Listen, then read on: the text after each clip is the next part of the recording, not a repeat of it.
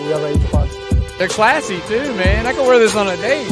People who are most successful are the ones who don't just give up.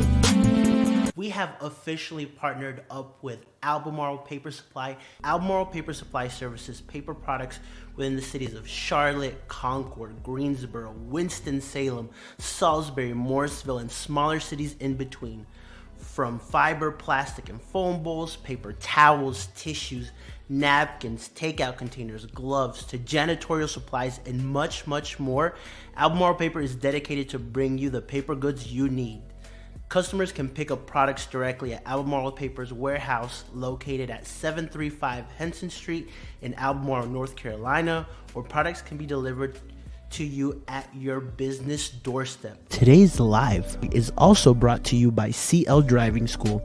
CL Driving School is a truck driving school located in Indian Trail, offering programs for both commercial Class A and Class B licenses. With your choice between automatic and manual transmission, their classes consist of small group trainings with one instructor per truck. Training is available on weekdays, weekends, and evenings. Not only do you receive classes, but opportunities for sponsorship programs, recruiter visits, and job placement assistance also occurs. CL Driving School is also trilingual with classes offered in English, Spanish, and Arabic. Register for classes today by calling 704-821-1111. Again, that number is 704-821-1111. Don't miss out. Hello and welcome to the MLS Corner, one of the best corners in all of MLS, as we preview Charlotte playing Philadelphia Union, and we talk a little bit about our game against FC Cincinnati. Since we're headed to the birthplace of American independence, I could not think of two more American people to bring on than Lee from CLTFC Fan TV. Lee, how are you? What's up, man? How you doing? I'm doing great. And Jess Charman. Jess, it is great to have you. How are you? I'm doing very well. It's been a long time coming. I'm grateful to finally be on the other corner that talks about Charlotte. I love that. I love that. I also love that shirt that you got. Show us what you got on. You know, I had to represent, right? Thank you, Jorge Top Bin, for this wonderful shirt to represent tonight. Awesome. So, shout out to the shipping department. Right. And Jess, for the two people that are on here that don't know you, tell us a little bit more about yourself. I am from England, obviously, not from around here. Came to America in 2013 on a soccer scholarship. Got the opportunity to come play and get an education. Studied media, so the end goal was always to get into some sort of broadcast journalism. Wanted to be a soccer commentator. Listened to so much soccer growing up that I thought that, you know, this would be a fun job. I talk about football all day. So used to commentate for the men's college team, play for the women's college team. And eventually when I'd graduated, gave it a shot, would drive to every college that would have me call a game. Eventually got some USL games. And finally I got the phone call from Charlotte FC, a couple of months ago, and it's been a wild ride ever since. So just grateful to be here. And I'm a Reading fan for my people back home, and it's unfortunate, but it's a ride. And I wanted to get that out there before Jorge had an opportunity to give me any extra crap. I thought I would get it out there to just protect myself. I got you. Listen, you're a special guest tonight, so I'm going to play nice, okay? It's important. If you want me back, you got to play nice. Right? But I love what you and Will have. You guys have a very cool and very unique dynamic to you. And it's great to see you. You've been such a fresh breath of fresh air to the Charlotte soccer scene. God, I'm blushing, guys. Don't make me blush. He's talking about Will. Let's be honest. Will is the breath of fresh air. I'm just another British soccer commentator that got the job because they have a good accent. Let's be honest. Nice. Awesome. Well, awesome. Well, let's get right into it then. Charlotte FC got their second win this weekend against FC Cincinnati. Before I get the thoughts from you guys on the game, I actually want to play a clip highlighting that Swiderski double. Ball into space. Ben Bender puts it in. Karol Swiderski scores. 1-0 Charlotte against FC Cincinnati. We got really lucky that first half, I'm not going to lie. And then this second goal. What a hit by Karol Swiderski.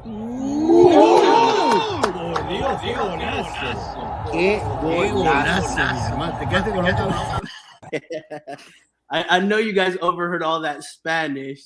So it's pretty funny in the press box. Like, it's like a lot of us that sit together are all Spanish. And then we were just like, I was like, I'm telling you right now, Swiderski scoring that.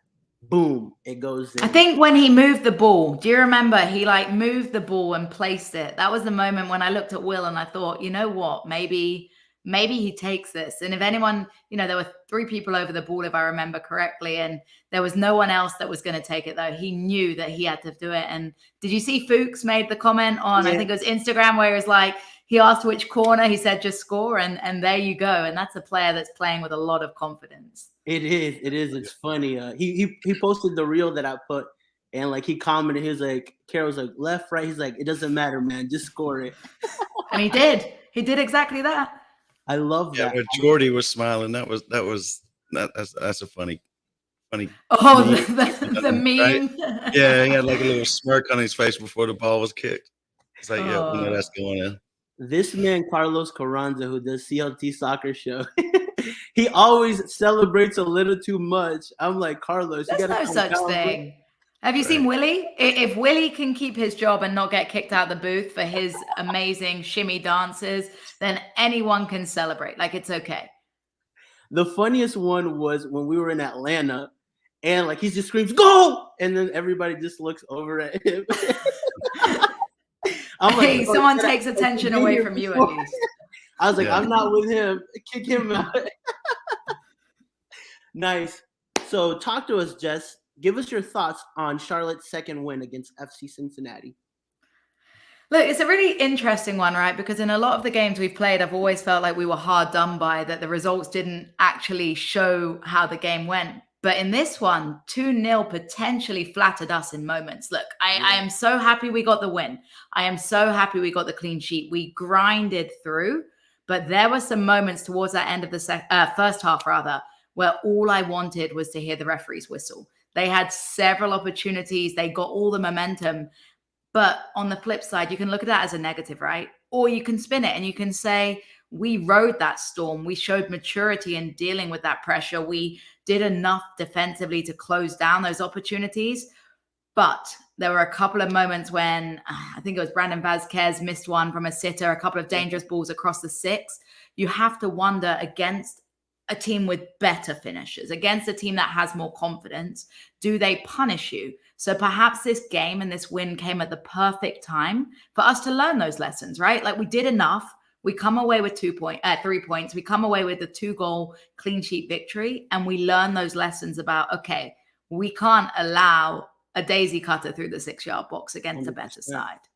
Yeah, like you said, I think, first of all, Acosta, they're attacking midfield there for FC. Since he was tearing us a new one that first half. Like you said, I think there was laps in the game where like the concentration wasn't there. Like Fuchs, there was that ball that Acosta. Oh, yes. that was the pass that Acosta played to Vazquez on a silver platter, and a better striker would have finished that and put it in. And I think he put another ball into I forget the other striker that they have. Was it Baji? No. But anyways, he missed that one-on-one. And then Acosta, one of his shots outside the 18 was so good, but Kalina was just better. I mean, Kalina has been so clutch for us. Every game he keeps in Atlanta, he kept us in it. Against LA, he had a couple against Chicharito that kept us in it. This game, so I mean, to me, like, I'm 100% on spot with what you're saying. Like, I'm glad we won, and you know what? There was moments where we played great football, but we also got lucky. Lee, give me some of your thoughts. Yeah, I mean, I think you guys pretty much covered most of it, but like right there, I think it was like the last 5 minutes of that first half, right? I mean, it could have been a different story. It could have been 2-1, them going into the locker room, right? But again, I shout out to Kalina, man. He just pulled off some good saves and some blocks and did what he had to do to keep the score what it was. So I'm glad we won too, obviously. But I feel like Kalina kind of saved us there. It could have been a lot different. It could have been like 4-2 them at the end of the day. What a find he is, by the way. Like, Oh, what a 100%. find he is. I mean, obviously I did my research beforehand, right? And goalkeeping is a position that's very, very dear to my heart, but I wasn't sure what to expect. MLS is a very unique league. You're coming against unique quality. And we always talk about this modern goalkeeper. We knew we needed a modern goalkeeper that was comfortable with the ball at his feet. Was that going to come with sacrificing other goalkeeping attributes? A lot of the time, you get a very good ball-playing goalkeeper that's confident with his distribution, but lacks something with his shot stopping, with his positioning, with his dominance in the 6-yard box.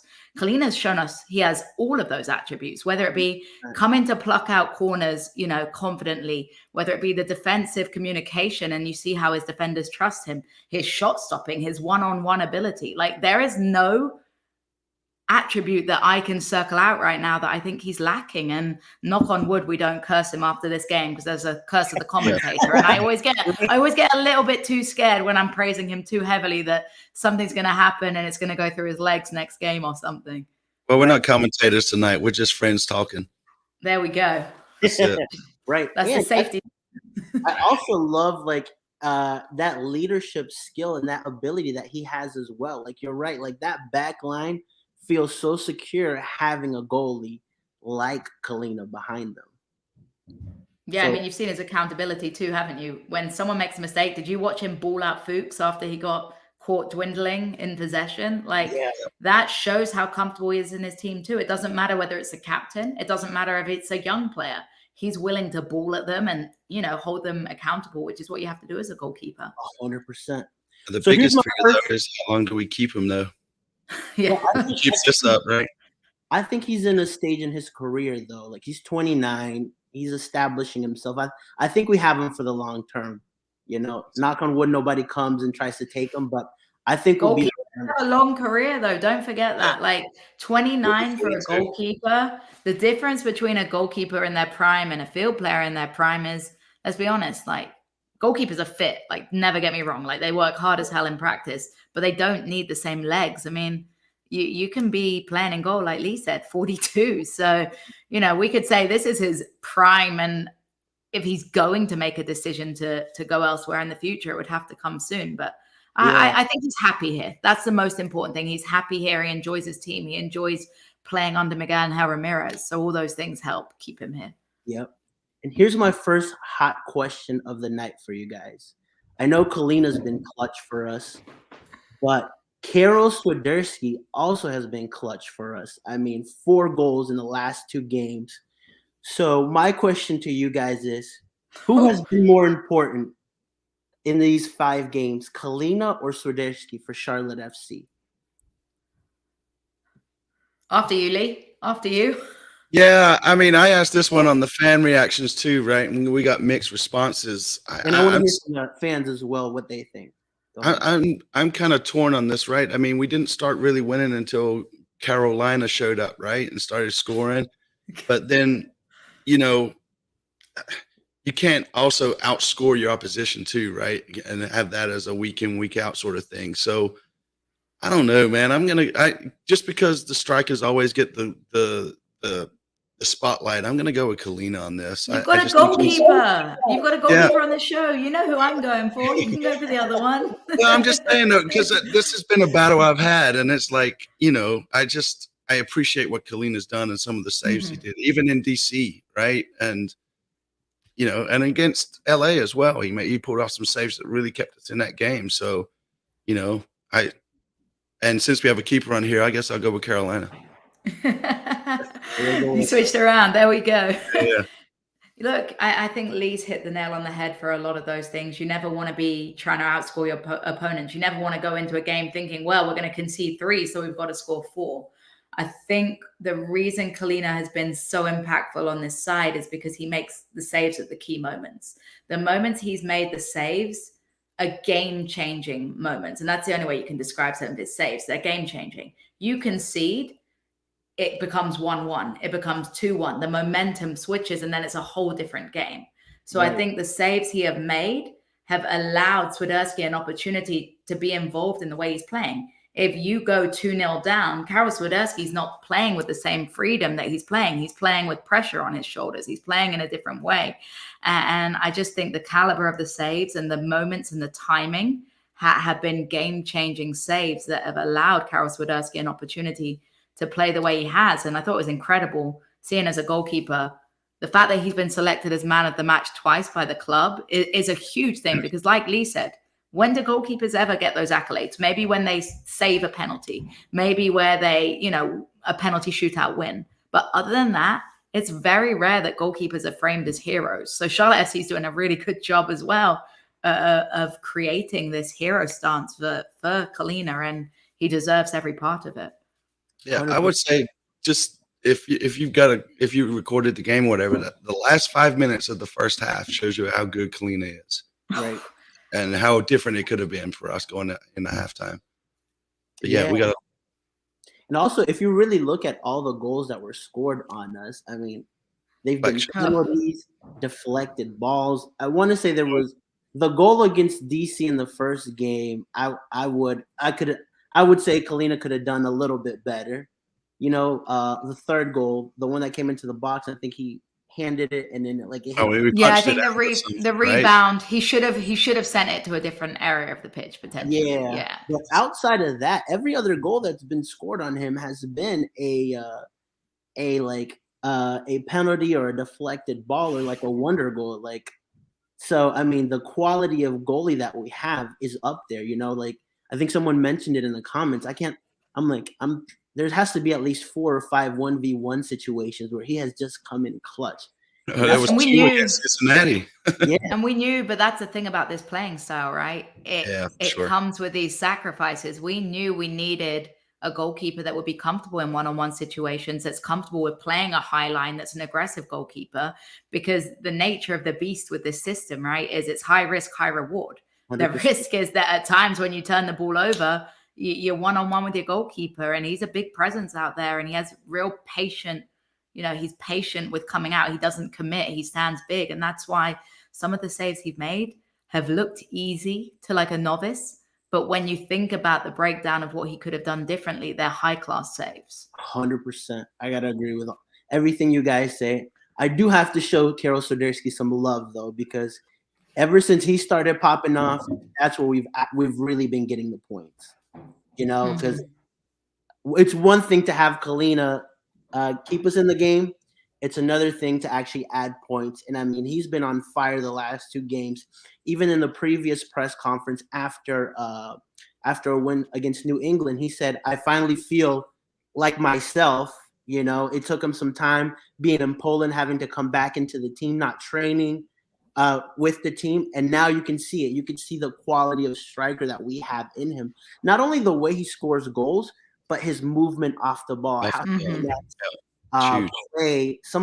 of the balls that he gave to Rio in the first half was so good as well. So I mean, we have our money's worth in our DP in Karol Swiderski, and I can imagine once we add Jozwiak into that mix. First of all, I'm wondering how Miguel will play with him. But secondly, that connection, that Polish connection that they have, potential World Cup selectees for Poland as well, what we can expect from this team. Exciting times ahead, that's for sure. I'm like you. I'm kind of curious to see what I'm going to call him Miggy Smalls, man. Lars. Miggy Smalls. Yeah, I wonder what how he's going to set up once we get Jaws in and all that kind of stuff, right?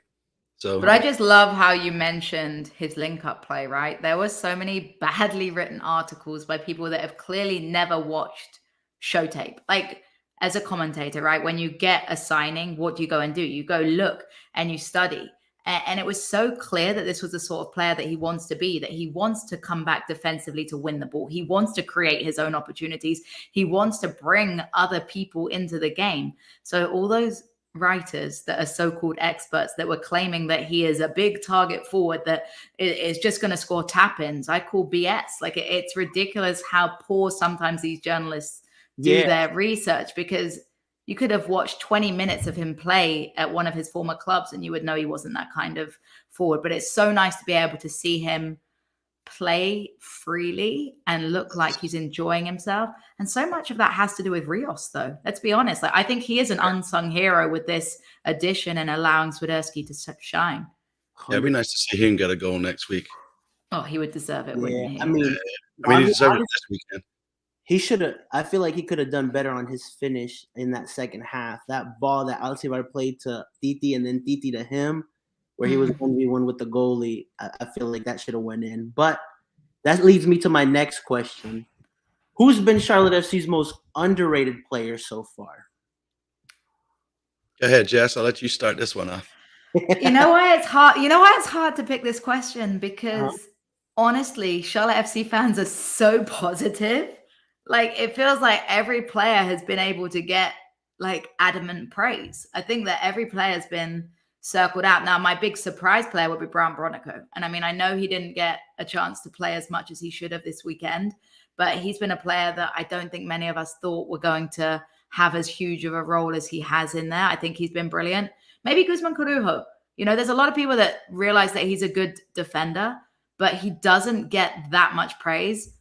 Yet that's a good thing for a defender, right? If you're talking all day long about one of your center backs, are you happy with the way your side's played? Probably not, because your center backs have been too busy, too influential in the game. I think what Guzman Corujo does well is his positioning is fantastic. Yeah, he comes across, he steps in, he reads the game. And that's why he doesn't receive much praise, because he doesn't draw attention to himself, because it's so smooth. And I do love when he makes those nose bleeding runs forward, though. I find those so entertaining when he's driving over the halfway line. Yeah. Here he goes. A thing that I love also about Corujo is just how passionate he is. When Bender scored the third goal in the game against New England, he got on the ground and was just yelling and screaming like you would have thought this guy just won the World Cup the way he celebrated. And everyone needs a Uruguayan, right? Of course. That's the best quote Miguel has come out with. That, and then I think it was the game after DC United where we lost 3-1. He took his shirt off and just threw it on the ground and just left. I'm like, as much as you hate that, I also love it, because, I mean, that just shows you how much he cares. And to me, that is such an important ingredient in the success and the culture of a team. You have to have guys that are like that you're like, okay, like, you need to calm down a little bit, but at the same time, you kind of love it, you know? But he's done what? He hasn't even got a yellow card this season, right? I don't think. So that shows that shows that he's smart on the pitch. I've compared him to Gonzalo Perez, that used to play at Atlanta United, right? Into Miami as well, because he has that fire about him. But Gonzalo Perez picked up a yellow card nearly every single game he played for Atlanta United that he played with Inter Miami. It seems like Corujo has maturity above his ages to get involved and physical enough and show that passion without, getting himself in the shit with the referee. Because the last thing you need is your centre back picking up a yellow card for dissent, which is my pet peeve, by the way. Yes, that's stupid. Lee, who would be your most underrated player so far? So I was going to pick Guzman, but since we kind of already talked about him, no, you're good. You're good. I had a backup. Jorge and I kind of talked about this earlier today. I'm going to go with Jaylen Lindsay. Mm-hmm. Because as some of the points, Jorge, we talked about earlier today, right? I mean, our right side, nothing seems to be coming in across that side, right? And all the action seems to be coming more from our left back or the left side of the field, right? We seem pretty tight and pretty solid on the right. So I think Jaylen, he just puts in a shift, does what he needs to do. He makes his runs, he has some good passes, and nobody kind of just beats him, right? He's always there and ready to go. So I like Jaylen, man, and he's nice and young, and we got a good deal on him too. Yeah, and he's a native, He is a Charlotte. And I think what I get to talk about Jaylen Lindsay a lot is, again, his understanding, his soccer IQ. He's very patient defending. Sometimes when you're defending these players, it can be really irritating. You just have this urgency to want to get the ball off of them. Lindsay is so smart and patient with timing his tackles correctly. We've seen a lot of penalties given up, right, for silly challenges. Let's be honest. Jaylen Lindsay doesn't do that stuff. He is smart with the timings of his challenges. He's patient with defending. He wins the ball when he knows he's going to be able to win the ball, and stands up the players enough when he can't. I think he's a remarkable addition defensively, and I've been really impressed. And again, a kid that plays well beyond his years because of the way he transitioned into professional soccer early. Yeah, I think he's like 22 or something, right? He just had a birthday, I believe. Yeah, and yet he's a leader among the young ones because he has that professional experience. It's just interesting. I always find that so interesting, the difference between these players that choose to go NCAA, like a Ben Bender, versus that go straight pro, like Jaylen Lindsay. It's just different pathways. Yeah, it's funny though. Yeah, like because you still consider like Jaylen kind of a kid at 22, and then but like you got Jordi Alcivar, who's also 22, and he's already married with a kid. Right? Is that cultural differences somewhat? I was about to get into that. I was like, that's just how Latinos, that's how we roll sometimes. You know, I got a half Colombian baby. I know how it is. I have to give credit. Obviously, someone posed this question to me, and I was like, I picked Corujo too. But also, I have to give a shout out to Daniel Rios. 2 games he started, 2 wins that we've had with him. I mean, he's had some great games. Even I can think of the last game, that Bender pass to Swiderski came from a ball that he played into space for Bender, right? I mean, he's been so good for us, and I don't think we give him enough credit. And so I definitely have to go with Daniel Rios. Although he should have scored that opportunity he had in the second. But his work rate off the ball is what does it. The movement off the ball, he becomes a decoy that allows Swiderski to be in so much space. When you look back at his first goal, Karol Swiderski was in a world of space. Why? Because there's other players making those decoy runs that when Swiderski was up top and more isolated, he didn't have that help from a Rios. And you're right, Jorge, the ball in that, like the ball that got Bender free, is an underrated pass. Like that changed the way that phase of play went.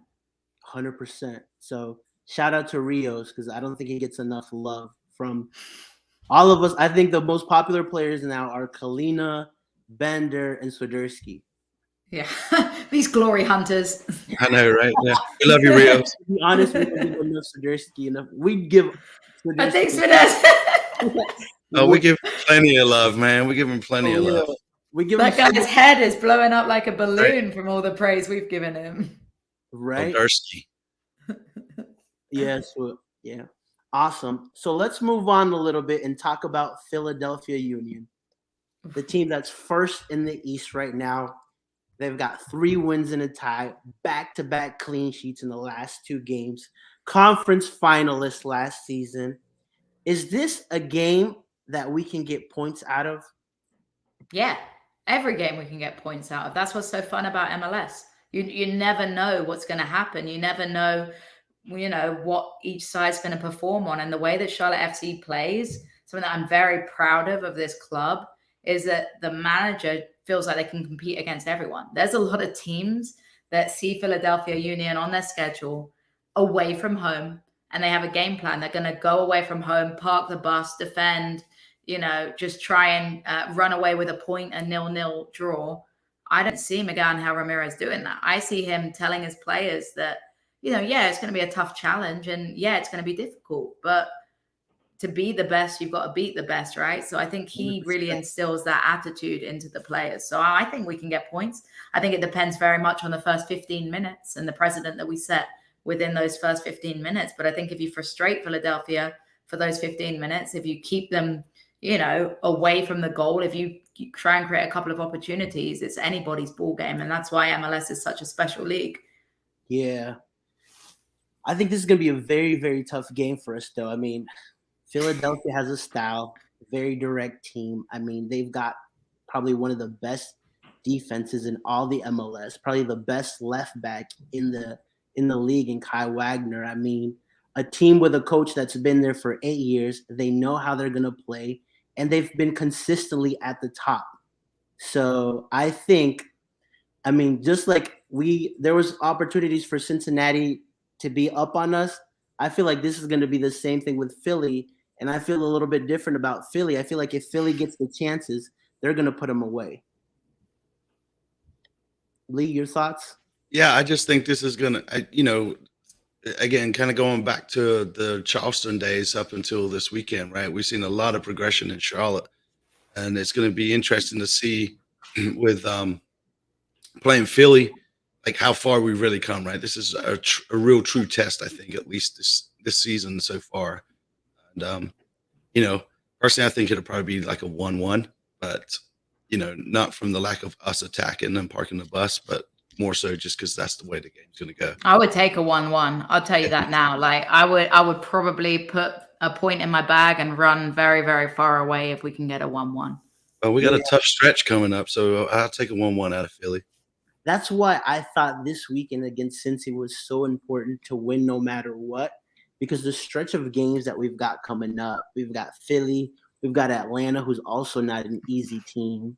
And I think the average MLS new expansion team gets 10 points out of their first 10 games.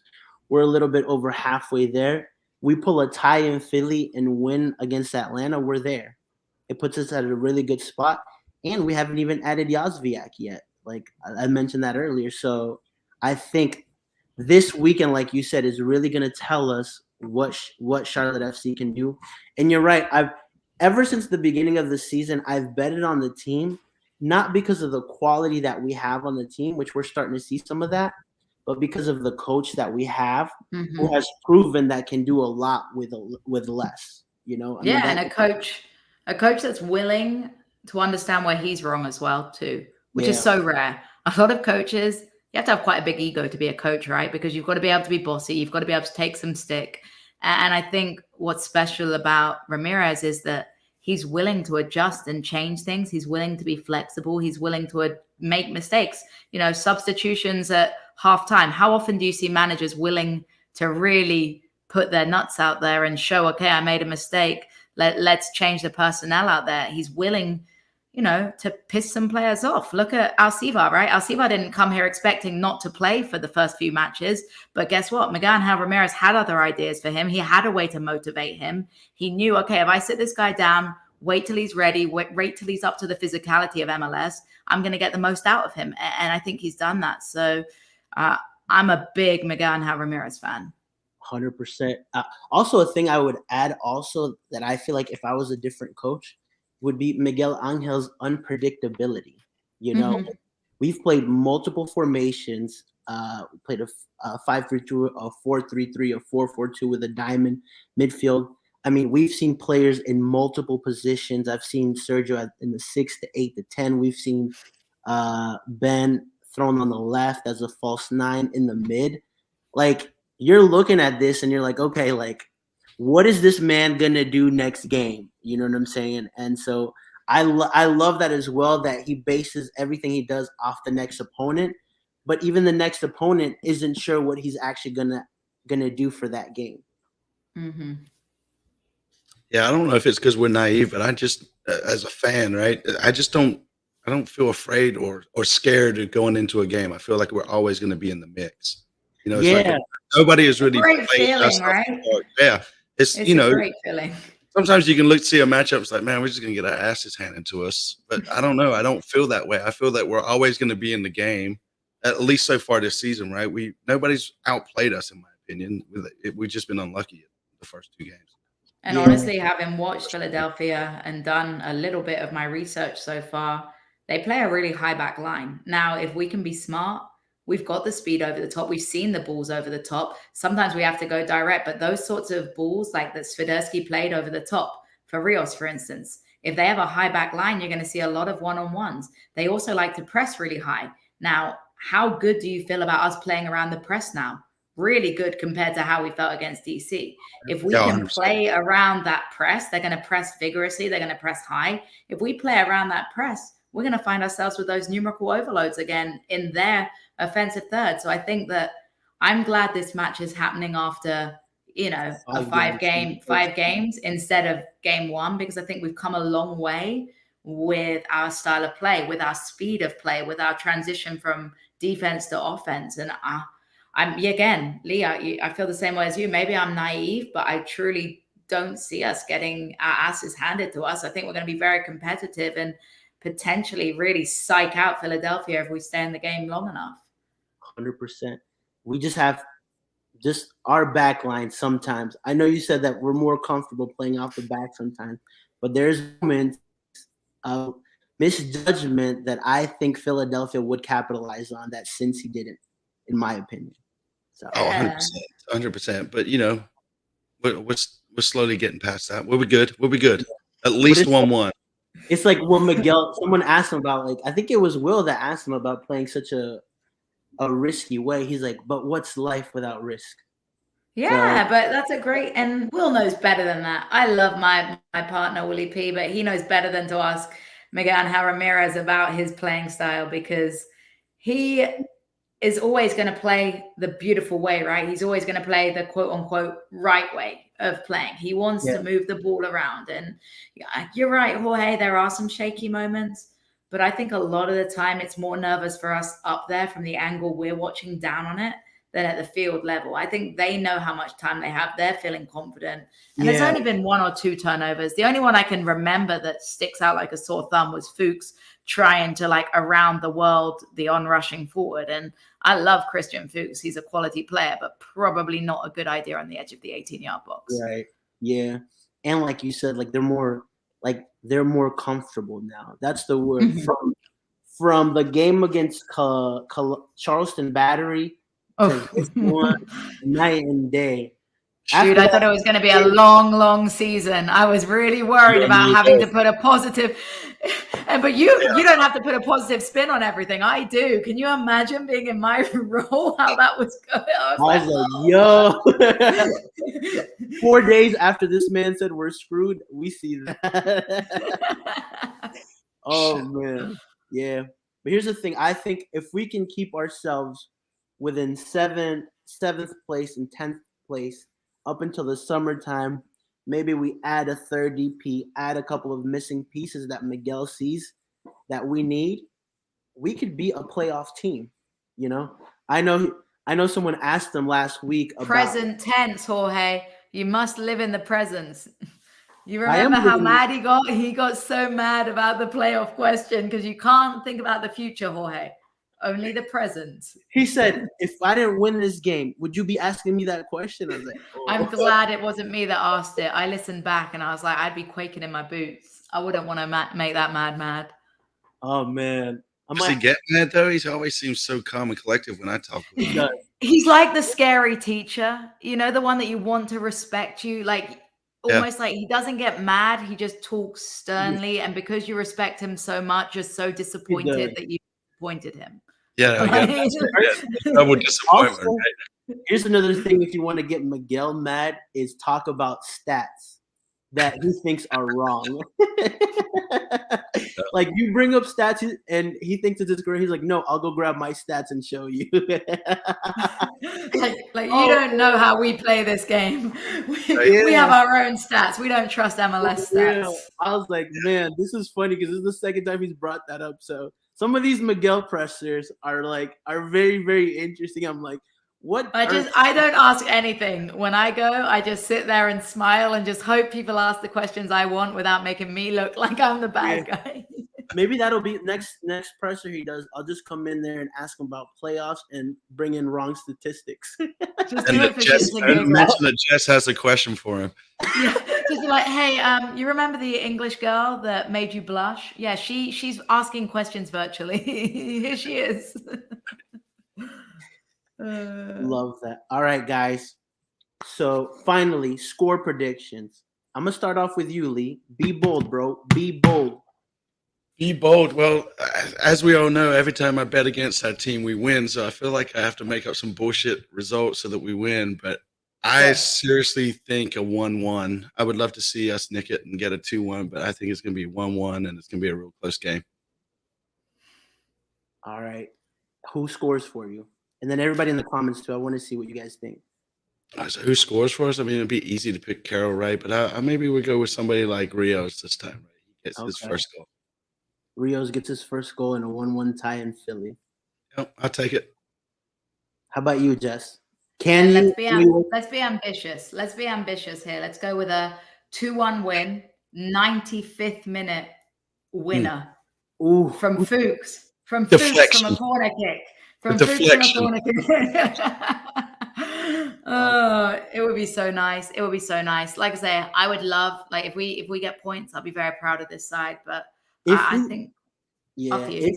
if we win this game, there's a lot of MLS writers out there that have been given us so much stick that will have to eat. Oh, a couple of them follow me. I'm just waiting for the appropriate time to at them, like particularly Andrew Weeby or whatever his name is from MLS Extra Time started following me, and I said, "Look, we're fine with being the underdog. So when the time comes and it's appropriate, I'm going to make sure I at him a picture of our 14th place." I feel like a lot of these people are going to have to eat crow at the end of the season. Yeah, that's my opinion.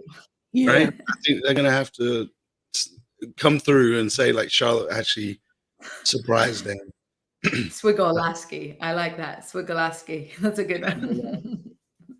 Yeah. Is it too early to start making chants for Kalina Swiderski? No, it's never too early. Okay. We started trying to get some for Kalina in the supporter section. It kind of took off a little bit, but, you know. Did it compare him to a brick wall or no? No. Oh, it was just more, it was one or two words, you know. Kalina. Lee's gonna sing for us, everybody. I'm just now getting my voice back just in time for Saturday as we go to the watch parties. It'll be a little bit different though. This will be our first game where this will be my first game where I actually have not been to the game. Same. So it'll be since Charleston to now. I've been to every Charlotte FC game. Aww. I know we were bitching about it the other day, saying, "Man, I need a vacation." But it's like, how do you tell people you need a vacation when you've been to DC, you know, Atlanta, Charleston in the last couple of months? Right? First world problems, man. Yeah, no, it really is. It really is. Yeah. Right. Well, I'm gonna leave you guys with my score prediction as well, and don't get on me on it, but I think we're gonna lose 2-0. I just don't see us close. Don't you just feel a little bit of like deflation in your heart right there? It just feels Why didn't you just go first? Why didn't you go first? Like, yeah, could you not have ended? Like, we should have ended on our positive takes. I know. I'm leaving. I'll see y'all later. Take care. There's always one. There always has to be one. There's always one. But having said that, we have the unpredictability of our team and our coach to pull out wins. So I hope I'm wrong, but that's just what my feeling says. But I hope that we actually win. You know what I'm saying? Act like you got money on it or something. You just that's so easy. It is. I just have to. I'm trying to keep it real. That's why we're top bin 90. That's why on TikTok we're real top bin 90 because we try to keep it real. So the rest of the top bin, no, we'll talk about that later. Nice. Thank you guys for coming on. Lee, where can we find you at, my man? CLT FC Fan TV all over the place. We're Twitter, Facebook, YouTube, Instagram. We're trying to get our Instagram up to 1,000 followers. We're about 300 away. So if you haven't hit us up there, do that. And then the fan reaction dropped today on our YouTube channel. So go check it out. You might see yourself. Nice. Awesome. And Jess, where can we find you? Yeah, it's going to be at Jess Talks Footy on Instagram and Twitter, of course. And then make sure you listen in. If you want to put the TV on, feel free to turn the TV down, put your earbuds in, listen to WFNZ on the app, on wherever you want to watch it. If you want to hear these sweet tunes. I mean, Lloyd and Eric are fantastic, but, you know, they're not a female British woman talking to you about soccer. That's true. That's I heard she sings too, folks. And you also are one of the co-hosts of a great show that comes on every Wednesday, correct? Oh yeah, the other corner that we love in Charlotte. You can join us at Crown Corner 10 a.m. We're also on Spotify later on. I know 10 a.m. is a little bit more difficult, so yeah. That's a good show. I enjoy it. Well, yeah, I do much. Too. The interviews are really good. Guest coming on tomorrow as well. I won't spoil it. I don't know. Oh, you can. I already posted it. Christian Kalina, I was like fangirling hard. Like, he is amazing. It's an amazing interview. Make sure, you tune in because that Christian Kalina interview is way worth it. Nice. Awesome. See, Matt's trying to start some shit. Sorry. This ends another episode of the MLS Corner, guys. Thank you so much for coming on. Thanks, man.